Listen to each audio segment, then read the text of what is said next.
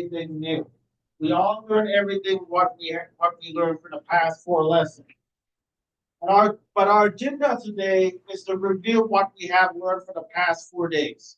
Now, I have stated, if you remember, I've stated in the first class that we have, and the one time I meet you guys before I teach you, I was going to teach you guys that I mentioned that you guys will have an assessment at the end of this unit lesson that I'm teaching. That assessment is a short response question. You're going to do a short response writing quiz. Now, I don't want you guys to freak out or be too concerned because the question is not too difficult. It's not going to be a trick question, and you're going to get some help while doing it. For instance, for more about the quiz, I will talk about that later. But today we will have a quiz review session. For a few minutes, I will go over what we learned for the past 4 days in this interwar period lesson. Then we'll go over briefly about the quiz format and how you guys are going to tackle that. And then I'm going to give you a study guide for you guys to work for the rest of the class. Right? Phones off, please. Let's listen.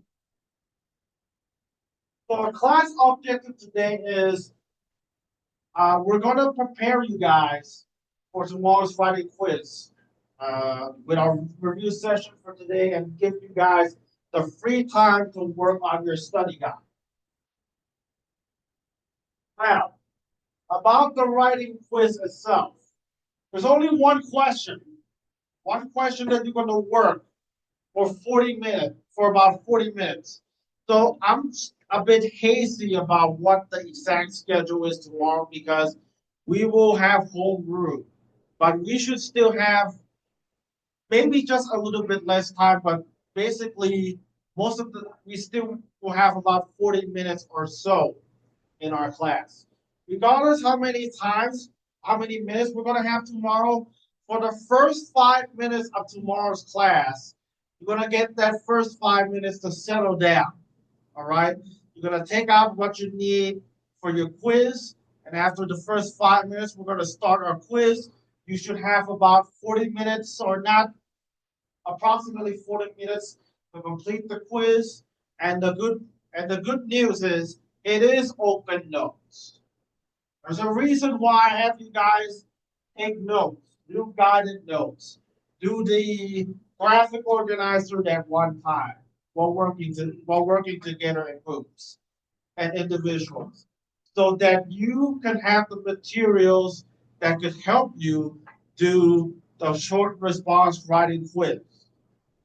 Does that sound good to you guys? Hope it does. Uh, Report card distribution because the third quarter just ended. So you guys will know your grades. And of course, if you get a 3.0, at least a 3.0, you should be in the honor room. Hopefully, a lot of you guys will be in the honor room. And let me know if you make it so I can give you my congratulations. So, open notes. So, your quiz question is this. But identify an economic response and a political response that societies in the world had to the end of World War I. And in those two responses, you're going to explain the causes of it, um, the goals, the objectives or goals of it, and the consequences of both types of reactions. The should um, consequences should be actually the response to the economic and political change. Well, actually, the question is going to identify an economic change and a political change. And you're going to explain the causes, objectives, and responses of both types of change.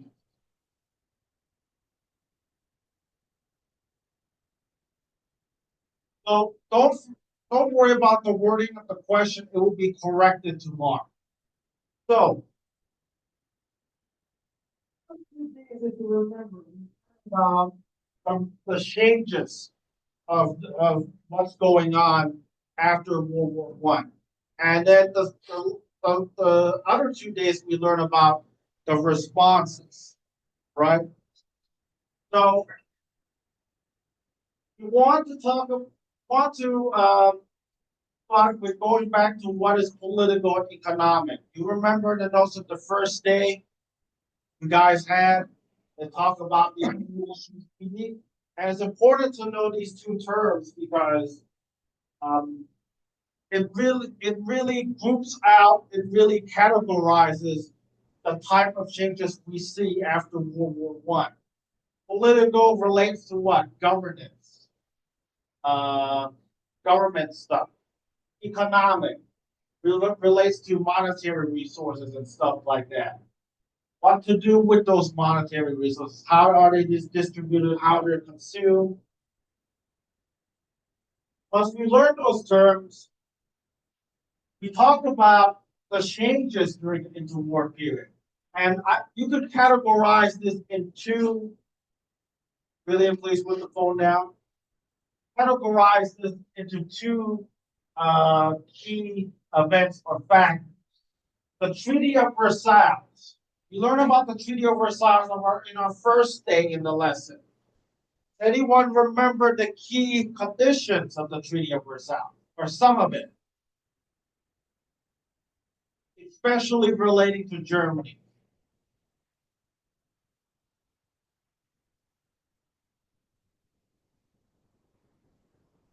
How did Germany got punished? What was punished? What did they were punished for? What did they have to do as their punishment?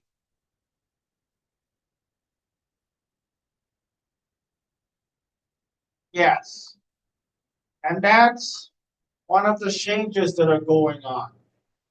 Germany has to pay all of these costs. And then, if you're doing the quiz, I'm going to write down what kind of change is that. The change right there is Germany's economy is going to be burdened because of those reparation costs. What kind of change is that? Political and economic. That's up to you. I'm going to pick that as a change after World War One. Global Great Depression. Talk about this. It's the crisis, economic crisis that started in the U.S. that really sparked an economic downturn throughout the world. Talk about the global Great Depression. You think about how it affected different parts of this world. You can take a, a part of this world, the U.S., Germany, or the Southern colonies, the global South, and talk about what changes that happened because of it, and what kind of changes is that. That's how the quiz is going to work out. Then we're going to talk about the responses to the changes in the interwar period. There are three items here, three factors here that you could talk about. The New Deal from the US, the program that deals with economic and social problems as a result of the Great Depression. What kind of responses is that with all of those programs and government agencies that are propped up to help out the American people? You could talk about that as a response to the changes. What kind of response is that? Communism. We talk about the definition, we talk about the ideology. You guys could talk about one of the things that how communism affected Soviet Union, or one of the ideologies, and you could talk about it, what kind of response it is to those changes that happened after World War One. Fascism. How is practice in Italy and Germany? You can pick one of those cases and talk about how is it how is it a response to in either a economic or political change during the interwar period. So the remaining time in class, we're going to work on this study guide. And I'm going to explain to you how are you going to deal with this study guide. And for this study guide, we're allowed to take all of your notes for the past 4 classes to help you do this study guide. So as you see in your sheet, it's back and front, you're going to list in the front page, we're going to talk about, you're going to try to list out from your notes the kind of political changes or economic changes that comes as a result of 2 factors, the Treaty of Versailles and the global Great Depression. And in the back page, going to be 3 factors that I just showed you regarding the responses to those changes during the interwar period. You're going to write them, you're going to write down the responses. And at least for the front page, here is how I'm going to work it out. So let's say you're going back to your notes and you're going to read about the Treaty of Versailles, right? Sorry, I don't have a lot of space here. I'm going to work it out. And you're going to talk about Germany's reparation burden. Germany going to pick out a condition or a change that happened in the Treaty of Versailles, Germany reparation costs. And then we're going to list out what kind of changes that, political and economic. How many of you think this is political? How many of you think this is economic? Germany's reparation costs, World War I. Mostly it will be economic because it led to an economic downturn in Germany.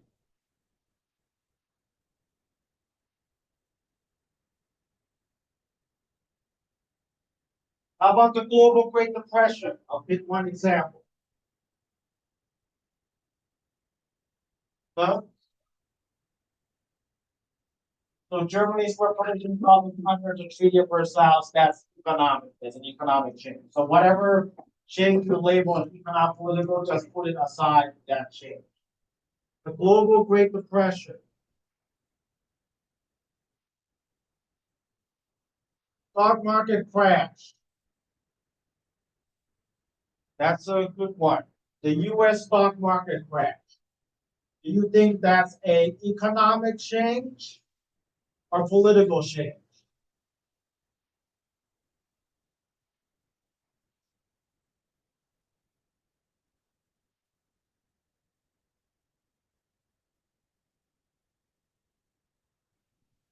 There's one thing you can prove. One thing you can think about is that it changes policy, right? Changes. Think about the consequences. Does it change policy? If it does change policy, it deals with politics. But if it's more related to about money, right? It causes people to lose. We want to talk about the loss of jobs, the loss of jobs, the loss of businesses. You can put it as economic.